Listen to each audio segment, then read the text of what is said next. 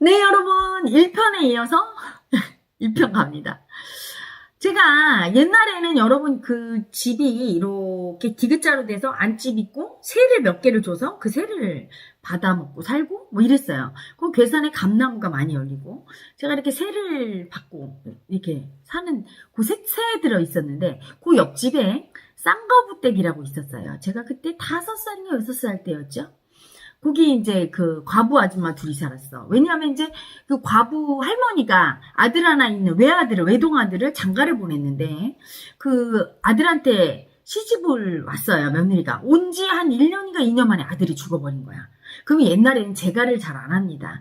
특히 재가 하는 목적은 돈을 먹고 살 길이 없죠. 여자 혼자. 그러니까 재가해서 남자한테 돈을 이제 생계 해결하려고 그리고 재가를 하는데 이 집이 그래도 재산이 있던 집이었던 거예요. 그러니까 이 며느리가 재가를 안 하고 홀어머니를 모시고 홀시어머니를 모시고 사니까 둘이 다 가보니까 쌍거부댁이라고 불렀어요.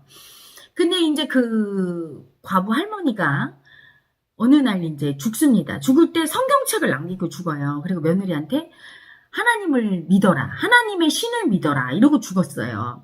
그런데 그 며느리는 까막눈이야. 그러니까 글을 못 읽어요. 그러니까 하나님의 신을 모시는 게 어떤 건지 모르는 거예요. 성경을 읽고 기도를 하고 해야 되는데 그걸 모르고 옛날에는 어땠어요, 여러분? 뭔가 예를 들면 아기가 안 들었으면 삼신할머니한테 이렇게 정한수 떠놓고 기도하고 성황당에 가서 기도하고 뭐 이랬죠. 정한수 떠놓고. 그러니까 이분도 성경책과 정한수를 거기 떠놓고 하나님의 신한테 기도를 하기 시작한 거예요. 그래서 제가 그 아줌마랑 친했어요. 왜냐면 아기가 없고 외롭잖아요. 그러니까 제가 맨날 놀러가요. 놀러가면 맛있는 것도 주고 제 기억에 참 예뻤던 거를 기억하는데 그 아줌마가 저를 막 이뻐했어. 그래서 가서 놀러가고 막 같이 다듬이 방망이질 할 때 옆에서 얘기도 하고 막 이랬던 기억이 나는데 그분이 아침마다 새벽 한 4시쯤 어슴풀에 동이 트기 시작하면 여름엔 4시 겨울에는 6시쯤에 이렇게 머리를 착 옛날엔 쪽진 머리였어요. 이렇게 저는 그냥 5분이면 올리잖아. 5분도 안 걸려. 1분이야. 두루마저 쫙 올리면 끝인데 그분은 이렇게 쪽지니까 참빗으로 착 빗어서 동백기름 쫙 발라서 여기 이렇게 틀어서 비녀 쫙 꽂고 그리고 하얀 옷을 입어요. 목욕제게 하고. 그 다음에 정한수 덩고 이렇게 하나님의 신이시여 저에게 임하소서 하고 기도를 하는 거예요. 이분이. 근데 그 기도를 한 지 몇 년이 됐을까? 아주 지극정성으로 그게 얼마나 귀찮겠습니까? 여러분 아침마다 일어나서. 근데 그 기도를 정성스럽게 왜냐하면 시어머니 유언이니까 하던 어느 날 정말 신이 탁 내린 거예요. 무의식은요 여러분. 신비한 거죠. 잠재의식은 원하는 대로 다 되는 거야. 그대로 믿으면 되죠. 현대 과학 문명이 발전하면서 현대인들은 그 의식의 힘을 다 잊어버렸어요. 왜? 그런 일이 어떻게 일어나? 그리고 그거 아이고 다 미신이야. 아이고 그거 다 미신으로 치부해버리고 마음의 힘을 절대로 안 믿었어요. 영적인 힘을 인정을 안 하니까 하나도 인정 안 하고 심지어 이제 답답하면 그래도 어디 찾아가요? 점집이나 무당. 안 믿을 수 없는 거죠. 찾아갑니다. 그리고 여러분 사람이 한 나이 40, 50대 돼봐. 젊을 때는 뭐 용기 있게 자기 인생 개척하는 거야. 운명이 어디 있어? 이러죠. 그러다가 40, 50 돼보세요. 운명을 믿게 돼 있어. 나는 노력하는데 왜 이런 일이 생기고 나는 왜 이렇게 이런 사람만 만나고 나 내 인생이 왜 그럴까? 그러면 그때부터 점집도 가고 뭔가 이상한 믿으면서도 또 그 마음을 무시해요. 그래서 점 보고 무당하는 그런 분들 막 무시하는 게 바로 마음을 무시하는 거죠. 그런데 그 당시에는 그래도 마음의 힘을 인정하고 어떤 그렇게 분별심이 없는 분이었던 것 같아요. 그분이. 왜냐면 학교도 안 다니고 까막눈이었으니까 신이 있다고 진짜 믿었던 거죠. 근데 정말 어느 날 딱 받은 거예요. 그래서 그날도 놀러 갔어요. 어린이집. 그때 깜짝 놀랐죠. 놀러 갔는데 막 신발이 정말 몇백 컬러. 그 집에 원래 아무도 없거든. 그래서 그 당시에 참 신기해요. 텔레비전도 없는 시대에 여러분 텔레비전도 그때 없었어요. 라디오도 라디오 하나 키면 온 동네 다 모여서 이렇게 듣던 시절이에요. 그런데 어떻게 알고 전국에서 다 모인 거야. 병자들이 싹 다 모였어요. 그래서 저는 그 옆에 아줌마 옆에 이렇게 앉아서 근데 아줌마가 뭔가 달라. 옛날하고 조금 모습은 같은데 그래서 아줌마 놀러 왔는데 사람들 이렇게 많아서 나 가 그랬더니 그냥 거기 앉아서 놀으라고 또 먹을 거를 막 가져왔어요 그분들. 난 옆에서 신나서 먹을 거 먹고 있는데 아픈 사람들이 들어오는데 정말 그때 잊혀지지 않는 기억이 있어요. 지금 생각해보면 유방암이었던 것 같아요. 가슴이 시커멓게 다 썩었어. 이게 퉁퉁 불었어요. 그래갖고 이거를 천으로 다 둘둘 묶은 어떤 여자가 왔어. 이렇게 하는데 정말 새카맣게, 그러니까 이제 아줌마가 대야 가져오라고 하더니 대야에다가 손을 거침없이 탁 잡았어요. 유방을. 딱 짜니까 피고름이 나오는데 정말 줄줄줄줄 다 떨어져요. 다. 쑥 다 떨어지면서 그냥 말끔해지는 거예요. 완전히 치유되는 거야. 뭐 절름발이 와갖고 목발 짚고 왔다 갔고 다 눈 이게 먼 사람 다 고치고. 그래서 제가 물었죠. 가끔 그 집에서 이제 아줌마랑 자기도 하고 했어요. 제 동생이 이제 바로 연년생으로 태어나서 걔를 돌보고 엄마는 이제 걔랑 자고 하니까 물었죠. 아줌마는 어떻게 그렇게 해? 그랬더니 하나님의 신이 다 한대요. 그래서 하나님한테 기도하면 다 된대요. 그렇구나. 응? 그래서 집에 가서 제가 그 얘기를 막 해줬어요. 저희 아빠도 그때 되게 고생하셨거든요. 무좀. 근데 그냥 무좀이 아니고 이게 쫙쫙 갈라져서 완전히 피가 나오고, 그래서 선인장을 찧어서 거기에다 붙이면 낫는다고 해서 막 선인장도 찧어 붙이고 뭘 해도 안 되는 거야. 어떤 것도 효과가 없는 거예요. 그러니까 저희 엄마 아빠도 막 쫓아가서 막 치료받고 막 순식간에 낫죠.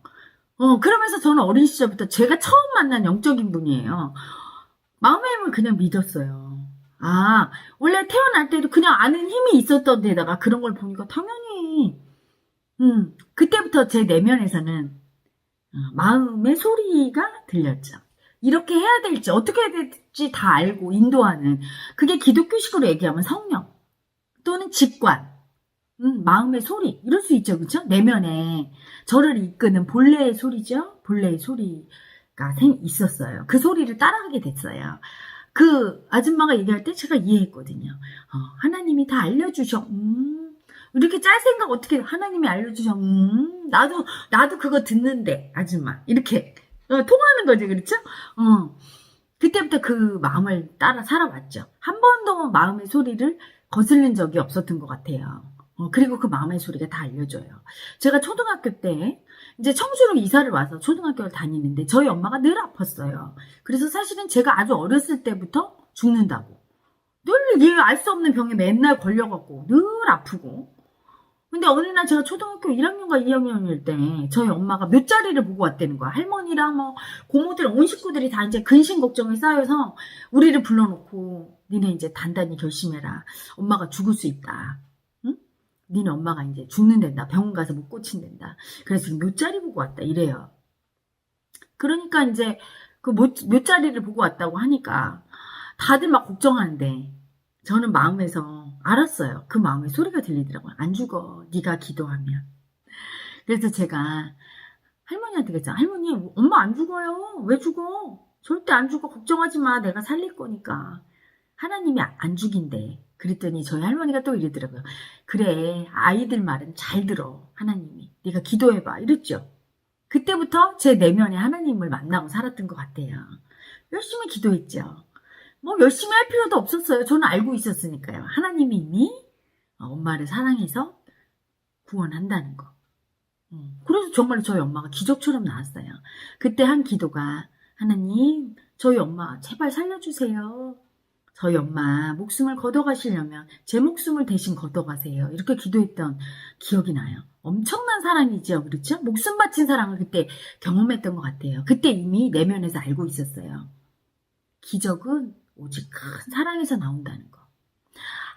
아무것도 대가를 바라지 않는 그 마음. 그 사랑이 기적을 일으킨다는 거. 그 사랑이 하나님인 걸 그때 이미 몸은 알고 있었던 거예요. 그래서 제가 제가 그렇게 기도한 거야. 그럼 당연히 들어주실 거야. 그리고 진짜 엄마 대신 내가 죽을 수 있어? 그걸 알았던 거죠. 하나님이 신이 내린 그 하나님의 사람이라고 했던 그 아줌마도 어떻게 그 기적을 일으키는가. 뭐 아무 대가를 받지 않아요. 그냥 대가 없이 그냥 그 사랑으로 그냥 고쳐줍니다. 그러면 사람들이 막 쌀도 갖다 놓고 뭐도 주고 대가 없는 그 마음을 에 대한 보답으로 벌 받는 것도 한 번 봤어요. 어떤 분이 그 문서요? 논마지기 이렇게 문서를 땅 문서를 가져와서 이 아줌마를 줬어요. 그러면서 이거를 준다고. 나 병을 고쳐주면 이거를 넘겨주겠다. 땅 문서를. 그랬어요. 그러니까 뭐 지금처럼 공증받고 뭐 계약하고 이런 게 어디 있어요. 그냥 믿지. 아줌마가 알았다고 하고 고쳐줬는데 이분이 그 땅 문서를 들고 주기 싫으니까 원래 화장실에 들어갈 때랑 나올 때 마음이 다르죠? 도망을 간 거야. 근데 이분이 다시 병에 걸린 거예요. 벌을 받은 거지. 그렇게 배신하고 자기를 사랑으로 고쳐준 사람한테 거짓을 행했으니 다시 병들어서 돌아온 거예요. 그걸 이제 어떻게 알았냐면 어느 날 밤에 엄마 아빠가 얘기를 하더라고요. 그 사람이 다시 병 걸려서 갔대 세상에. 오, 엄청 무섭지? 하면서 막 얘기를 하는 걸 소리를 들었어요. 하나님의 성령을 회방하는 자는 용서받지 못하리라 그거죠. 기독교에서 그렇게 얘기하죠. 예수가 성부와 성자, 하나님 아버지와 내 뜻을 거역하는 건 사함을 받되 성령님을 해방하는 건 사함을 받지 못하리라. 이게 뭐냐면 사랑의 힘을 거스르는 거. 함이 없는 사랑을 줬는데 그 성령님과의 약속, 그 사랑을 배신해. 미움이죠. 지키지 않고 신의를 저버리고 도망가는 건 미움이잖아. 미움을 쓰는 건 절대 용서받지 못한다는 걸 의미하는 거였겠죠. 그래서 그때 어린 시절에 이렇게 자면서 엄마 아빠가 했던 말을 들었죠. 그러면서 제 내면에서 알았던 거예요. 그 아줌마가 할 때 그 사랑하는 마음, 사랑의 마음. 누구나 또 다 기도한다고 그런 능력을 갖지 않죠. 무한한 사랑이 있는 사람만이 내면에 그 하나님의 신성, 본성. 저희들은 본성이라고 얘기하죠. 기독교에서는 하나님이라고 얘기하고 불교에서는 불성이라고 얘기하고 이슬람교에서는 알라신이라고 할 테고 무슨 뭐 어떤 이름 그 성령 그 사랑이라고 저는 하고 싶어요. 그런데 하나님은 사랑이잖아요. 신성은 사랑이죠. 그 사랑만이 기적을 일으킨다는 걸 이미 알고 그 인도로 살아왔던 것 같아요. 그래서 그 당시에 저희 엄마가 기적적으로 치유되고 그러면서 내면의 인도를 항상 따라서 내면이 시키는 대로 살아왔어요. 그러다 처음으로 거스른 게 저희 아버지가 간암 걸려서 이제 거의 돌아가실 때가 됐는데 저희 엄마가 그래요. 야, 아버지가 너희 딸 삼자매만 놓고 돌아가시면 너무 걱정이 돼서 눈을 못 감으니까 네가 결혼을 해라. 그렇게 저한테 얘기하셨어요. 그런데 이제 그때 제가 이제 젊을 때 바람둥이였습니다. 그래서 제가 이제 몇 명 남자를 사귀고 있었는데 그 중에 저희 아빠한테 제일 잘한 의사니까 아빠 입원도 시키고 막 잘했겠죠. 그리고 이제 든든하고 아빠가 없어도 경제력도 있고 뭐 그러니까 저희 엄마가 또 저를 좋아하는 것 같고 하니까 그 사람은 결혼해라. 근데 제 내면의 목소리는 하지 말아라. 너와 그는 맞지 않아. 너는 고통받게 되고 그도 너 때문에 고통받을 거야. 둘이는 맞지 않아. 하는데 제가 그때 처음으로 어겼어요. 집요하게 마음의 소리가 들렸어요. 하지 말아라 하는데 아빠 엄마를 보면 특히 아빠를 보면 너무 눈물이 나는 거예요. 그리고 그때 제가 사실은 마음에 너무 큰 두려움, 버림받은 두려움이 올라와서 아빠를 내가 고칠 수 없어. 아빠를 도와줄 수 없다는 그게 너무너무 막 힘들고 그나마 도울 수 있는 게 이 사람은 결혼하는 거구나. 병원에 갔더니 이미 말기암이라 손을 쓸 수 없다고. 완전히 퍼졌다고. 그랬죠. 그래서 너무너무 엄청난 그 버림받은 두려움, 마음의 서러움 때문에 마음의 소리를 거스르고 항상 마음의 소리를 거스르게 하는 게 내 버림받은 에고죠. 무의식 속에. 그 에고가 올라왔는데 지금처럼 알아차릴 수 있나요? 돌을 안 닦았는데? 그래서 그때는 그 마음에 쓸려서 너무 두렵죠? 버림받은 마음 올라오면. 그러니까 뭔가 아빠한테 어떻게 도움을 줄 수 있는 거. 이거 버림받은 에고 인정하고 청산하면 되는 건데 그걸 몰랐으니 딸려가 버린 거예요. 그래서 제가 이제 결혼하고 저희 아빠가 돌아가십니다. 마음 공부를 하고 나서 알았어요. 제가 왜 그렇게 아빠의 죽음을 일찍 경험했는지. 그때 정말 제가 너무나 간절하게 원했어요. 누군가 현대병에서 현대의학에서 치유 못하는 저희 아빠를 누군가 치유해준다면 누군가 고쳐줄 사람 없을까? 고쳐준다면 내가 평생도록 그분에게 은혜를 갚을 텐데 내가 왜 못 고칠까? 나는 왜 그 능력이 없을까? 그때 이미 고치고 싶었다는 거. 그 마음의 힘을 엄청 갖고 싶었다는 거. 아빠를 도와드리지 못해서 너무 서럽고 힘들고 너무 수치스럽고 그랬어요. 만약에 그런 나한테 거짓이라도 나중에 이런 생각 들더라고요. 의사 선생님이 한 달밖에 못 삽니다 이랬을 때 너무너무 원망스럽고, 한 달밖에 못 살지언정 희망을 주면서 노력해 보겠습니다. 살 수 있을지 몰라요. 물론 희망 고문일 수 있지만 좀 그렇게 해줄 수 없었나. 왜 꼭 그렇게 안 된다고 냉정하게 딱 잘라 얘기하면서 죽습니다. 한 달 후에 죽습니다. 이렇게 얘기하나요? 희망의 존재가 없을까? 왜 이 세상에는 이렇게 내가 절망하고, 그때 정말 제 버림받은 거가 어땠겠어요, 여러분. 제 무의식 속에서 저와 아빠는 연인이었거든요. 응? 저희 엄마 아빠지만, 머리로는 엄마 아빠지만 무의식에서는 성관념이, 엄마는 연저, 아빠는 내 거. 에이. 그래서 복잡했죠. 아버지를 잃는 그 딸의 마음도 있지만 사랑하는 남자를 잃는 여자의 마음 엄청 올라왔어요. 너무 서럽고 비참하고 막 그냥 하루 종일 눈물이 줄줄 나오고 막 이런 적이 많았죠. 그 버림받은 마음이 뭐 얼마나 올라오는지. 그때 누군가 희망이 없을까, 이 세상에는 이렇게 불치병을 고칠 수 있는. 정말 너무 고쳐주고 싶다는 마음이 너무 간절히 올랐어요. 그게 또 제 무의식 속에 있는 할아버지 마음이었겠죠. 사랑하는 사람의 죽음을 보면서 고쳐주고 싶은 마음. 그걸 간절히 올렸던 것 같아요. 그런데 어쨌든 제 힘으로 역부족이죠. 별별 방법을 다 써봤지만 되지 않고 저희 아버지가 떠났고, 저를 버리고 떠났어요. 떠나고 저는 이제 그때부터 저희 남편과 결혼해서 살면서, 사실은 남편은 의사, 저는 약사였어요. 그럼 뭐가 부족함이 있었겠습니까? 그렇죠? 그렇게 어려움은 없었죠. 하지만 마음이 그때부터 지옥이었어요. 말을 안 들었으니까, 내 무의식 속에서. 그때부터 이미 너의 본성을 회복하라고, 마음 공부를 해야 된다고 울림이 있었던 건데, 아버지에게 저렇게 아픈 병을 준 건 네가 고치는 그 힘을, 생명력을 회복하라고, 이 마음 공부를 하라는 그 내면에 울림이 있었던 건데 그걸 무시했던 거죠. 그래서 막 지옥이었어요. 여러분, 그게 지금 제가 생각하면 버림받은 애가 다 떠서 몸이 막 엄청 아프고 마음이 괴로워요. 그냥 이유 없이. 전 남편이 되게 좋은 사람이었고 저에게 잘해줬는데도 이해가 안 되니까 제 마음을 얘기할 수도 없어요. 왜? 이해가 안 돼. 나도 내 마음이. 그냥 믿고 그냥 싫고 그냥 두렵고. 그래서 제 마음이 지옥이고 너무 힘든 나머지 제가 헤어지게 됩니다. 돌싱이 돼요. 그때부터 저의 괴로움은 더 올라오죠. 돌싱이 돼서 얼마나 수치스럽겠어요. 여러분, 요즘은 뭐 이혼하는 분들도 많고, 아유 돌싱입니다 이렇게 장난으로도 하지만, 아유 제 때만 하더라도 뭐 정말 너무너무 수치스럽죠. 그게 하나에. 물론 제가 원해서 한 이혼이었지만 그래도 버림받은 애고 너무너무 뜨고 수치스럽죠. 너무 아픈 상처고, 상대에게도 너무 아프게 한 거고, 저 자신도 너무 사실은 아팠고, 그래서 그 고통의 애고가 뭐 말도 못합니다. 그래서 방황을 하고 그러면서 서울에 가서 여러 가지 경험을 했어요. 이혼하고 나서 온갖 경험을 했죠.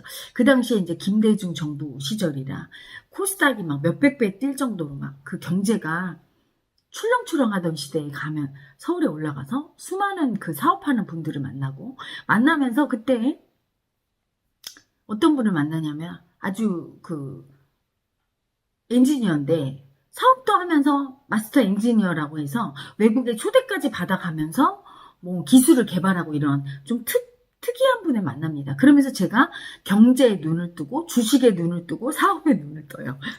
따라다니면서 정말 신비한 체험을 많이 했어요. 뭐냐면 그때 처음으로 양자 물리학, 양자 역학, 양자 생물학, 이렇게 양자가 앞에 붙는 과학의 범주에 이 인간의 의식을 넣는 그런 학문들이 막 뜨기 시작하는, 그때 처음으로 대두되기 시작하는 때였는데, 그분이 그 어떤 전 세계적인 커뮤니티, 그러니까 엔지니어들의 커뮤니티 거기에 회원이었대요. 그래서 그분이 거기에서 양자 뭐 물리학, 양자 역학 뭐 이런 양자 생물학자들이 만든 파동 기계로 실험한 거라든가 여러 가지 데이터, 그리고 옛날에 소련이 붕괴되기 전에 구소련이 여러 가지 인체에서 임상 실험하고 인간의 초능력, 친통력 실험한 것과 인간의 의식에 대한 여러 가지 논문과 실험한 그런 데이터를 막 어마어마하게 받아요.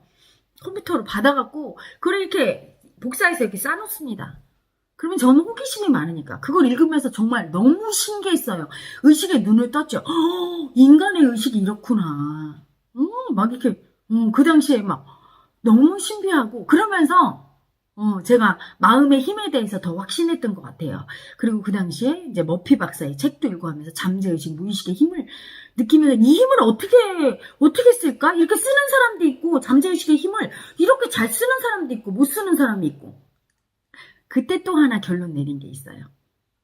쓰는 사람은 사랑이 크더라 이거예요. 사랑 앞에서는 그 힘을 쓰는 거죠. 머피 박사의 책에 이런 그 에피소드가 나옵니다. 1층, 2층 요양원이 있었는데 1층에는 안진뱅이들이 있었던 거예요. 2층에는 그 깐난쟁이들, 고아들이 있었는데 점심시간만 되면 그 안진뱅이들이 그 2층으로 올라가서 그 고아 애기들을 이렇게 젖을 주면서 아이고 얼마나 외로웠겠어. 그래서 그 아기들을 주면서 아이들을 엄청 사랑한 거예요. 자기 자식처럼. 그렇게 해서 외롭지 않고 그 안진뱅이 그분들은. 그리고 이제 아기들도 보호받으니까 얼마나 사랑받았겠어. 사랑 에너지장이 형성이 됐겠죠? 그랬는데 어느 날 요양원에 불이 났어요. 불이 났는데 어떻게 됐는지 아세요? 실화래요. 안진뱅이들도 죽었어야 되죠. 못 움직이니까 누군가 정상인들이 도와줘야. 밤에 불이 났는데 다 직원들은 퇴근하고 요양원 직원들은. 그리고 아기들은 당연히 못 움직이니까 다 죽었어야 되는데 다 살았어요. 어떻게?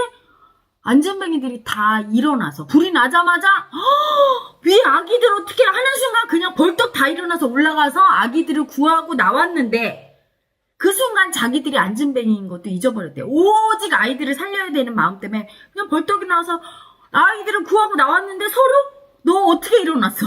이렇게 된 거죠. 야, 너 안전뱅이였는데 이렇게 된 거예요. 그냥 기적이 일어나 버린 거야. 그 기적은 누가 일으켰을 거예요?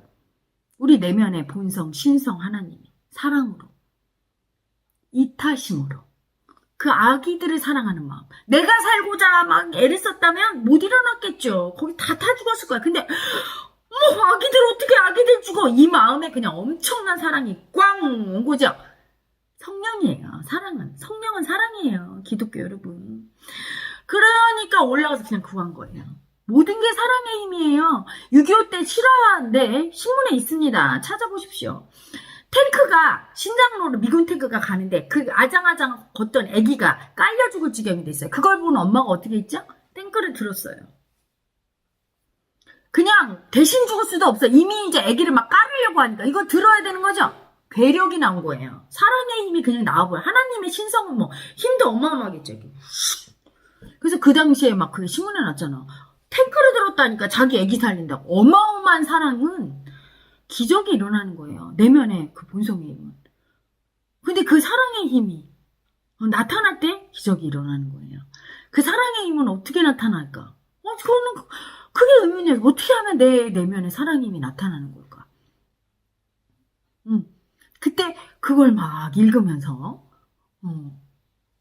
그 양자역학에서 실험한 뭐 이런 실험했어요. 예를 들어 그 누군지 모르게 한 명을 정해놓고 한 50명의 폐렴의 환자가 입원을 해. 근데 그 중에 한 명을 정해놓고 딴 사람은 기도를 안 해주고 그 사람만 똑같이 중증 환자인데 기독교인들에게 그 사람을 위해서 기도하라고. 기도 받는 사람은 몰라요. 근데 기도하는 사람들은 알지. 걔를 위해서 사랑으로 기도하게 하는 거예요.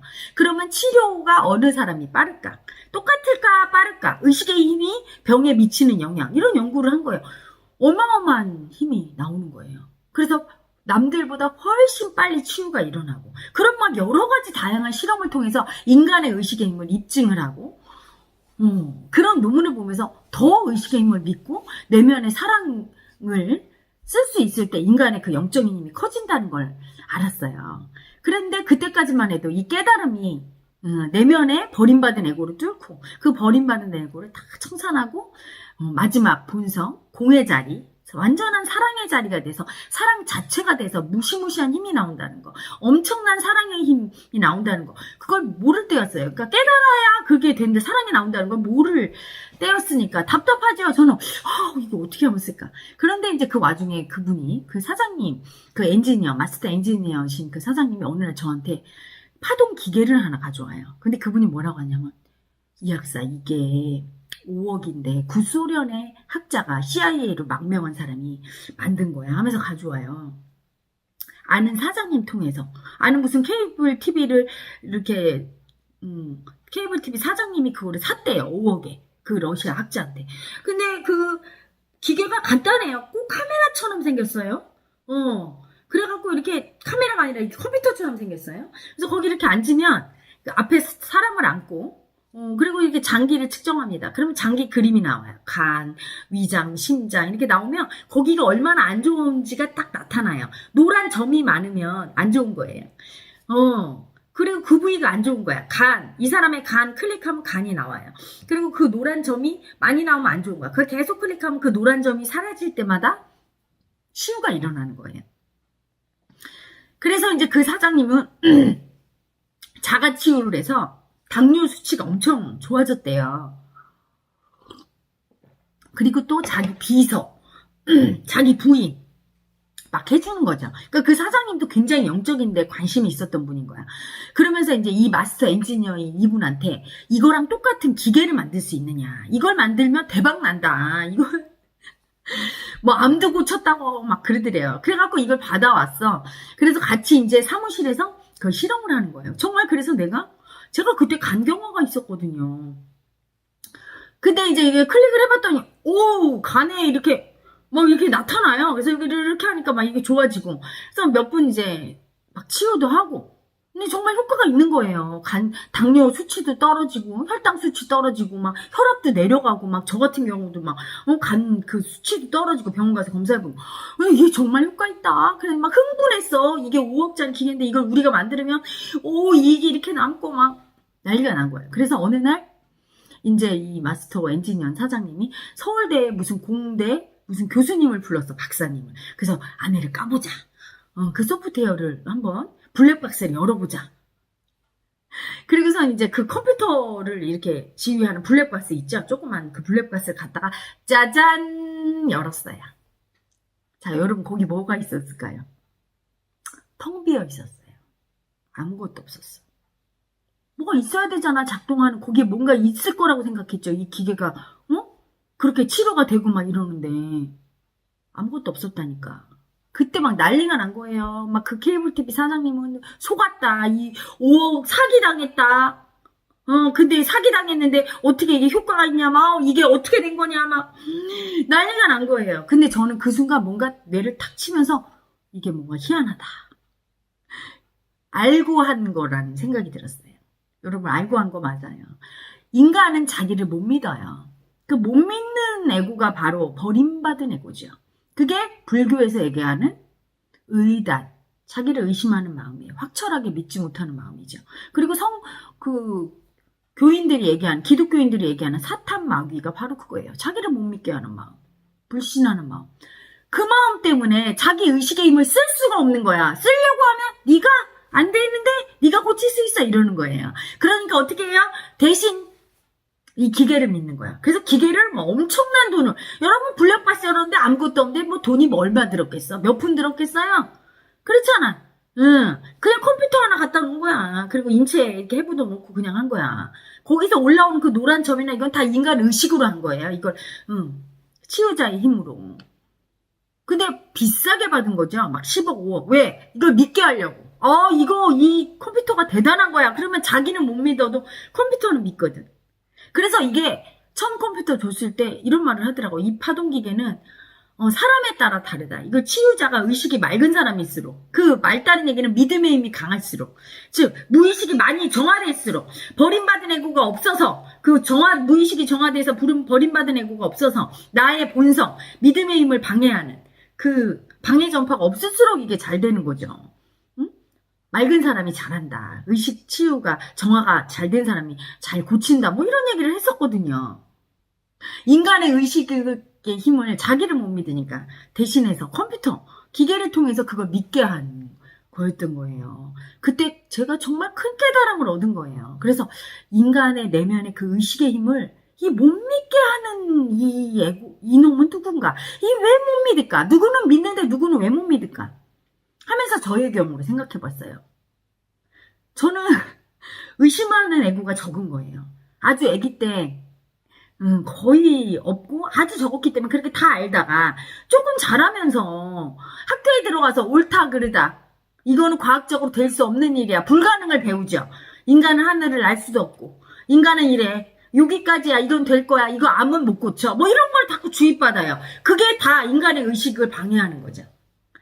응? 만약에 어릴 때 암도 고칠 수 있는 거란다. 이렇게 주입받으면 전혀 다를 거예요. 아주 맑은 애기한테. 암도 고칠 수 있어. 네가 그 간을 떠올려서 거기를 이렇게 색칠해봐. 고쳐져. 이렇게 순수하게 믿으면 될 수 있는 거예요. 근데 그런 분별심을 주입해서 그 애고가 생기면서 제 힘이 많이 약화되고 그래도 남들보다 컸어요. 저는 교회 가서 기도하면 백발백중 들어줘요. 하나님이. 왜냐? 하나님을 되게 사랑하는 마음으로 기도했거든. 저 교회 다니면서 엄청 열심히 기도했어요. 왜냐? 제가 중학교 때인가? 제가 그냥 무의식이 열려버린 거죠. 중학교 때. 밤에 잠을 자는데 저희 엄마를 죽이고 싶은 마음이 너무 올라오는 거예요. 제가 얼마나 놀랐겠어요. 이 마음이 어떤 마음이에요? 뱃속에서 태아 때 저희 엄마가 저를 죽이려고 했거든요. 보건소 가서 낙태하려고. 처녀니까 너무 무서워서 들킬까 봐. 그때 막 엄마에 대한 미움, 나도 너 죽이고 말 거야. 너 나 왜 죽이려고 해. 막 이 마음인데 밤에 이렇게 자려고 하면 그게 무의식이 열리면서 자궁으로 들어가는 거죠. 제 의식이. 엄마 자궁처럼 느껴지는 거야. 그 좁은 방이. 어두운 방. 그러면서 그 마음이 올라오는데 너무 무서운 거죠. 그 마음이. 그래서 내 속에 마귀가 있어. 사탄이 있어.